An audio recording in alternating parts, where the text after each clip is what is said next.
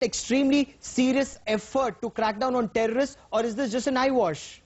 No, it's a very serious thing. And when you know the Musharraf did so, 5 times he has a life attack, and 3 or 4 were the suicide, because they are going to take the turn, the Mujahideen towards them. And it's a very serious so thing. If Pakistan is serious, why doesn't Pakistan hand over Tiger Memon, Dawood Ibrahim, Maulana Masood Azhar to India? These are people who've been declared international terrorists, not just terrorists by India, but they are on the UN list as terrorists, sir.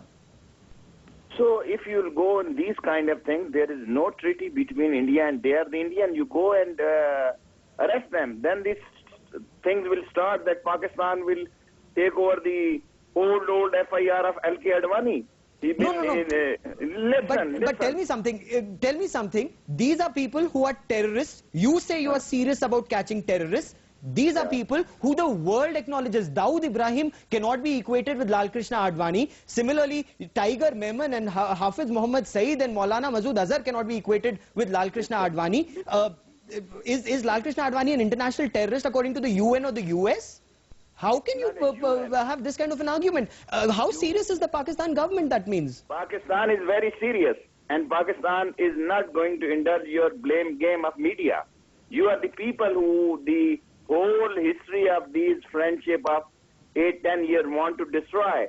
Memon is your nationalist. You can go and he's your, he's Indian nation. You go and arrest him where he is.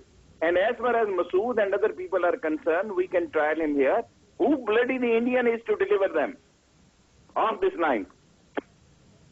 All right. We also have with us former Foreign Secretary Lalit Mansingh. Mr. Mansingh, you wanted to ask Sheikh Rashid the question on this, on Pakistan's seriousness in dealing with terror. Well, I'll come to Sheikh Rashid in a minute. Now, I'm normally cautiously optimistic, but when I look at Pakistan now, I'm cautiously skeptical.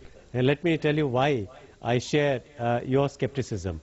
Now, I was in Washington in 2002, and General Musharraf announced to the world that he was not going to let Pakistan's territory be used for exporting terrorism. And what followed was a series of actions.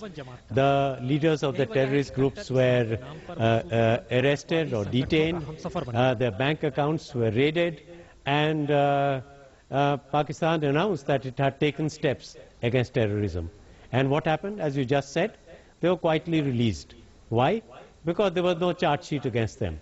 Now, But this is a very important point. In fact, let me come to this point. Maulana Masood Azhar, he was in Indian jail for so long. Why wasn't he charge sheeted? What is the offense? I mean, okay, he's responsible for the attack on Parliament, but that was after he was released by the BJP government, after he was handed over in Kandahar. He was in an Indian jail. Why was there no charge sheet? Well, that's a different issue. I mean, that's something that we have to discuss in India as to why we could not charge sheet a terrorist who was in our jails for 5 years. But we are talking about the steps Pakistan has taken.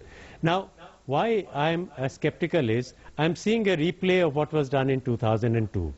Now, except that there are 2 major developments since 2002. Number one, in 2002, the Americans were giving Pakistanis the presumption of innocence.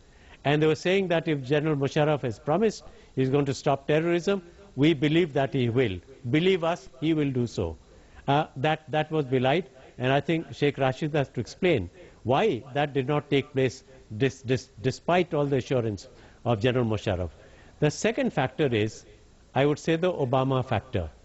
Now, here you have the President-elect of the United States who's saying, I'm going to focus attention on Pakistan. I'm going to follow a policy of carrots and sticks. The carrots will go to the democratic government.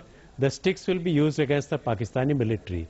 Well, we have started seeing some sticks. 4 Pakistani generals, including a former army chief, 2 former director generals of the ISI are on a list of terrorists. Now, this list, of course, includes Lieutenant General Hamid Gul, former DG ISI. This list, the US is sending to the UN. We will talk about this in greater detail. Time now for us to slip into a quick break. We'll be back with much more. Can Pakistan beat the military establishment? We'll talk about this. Stay with us on Center Stage.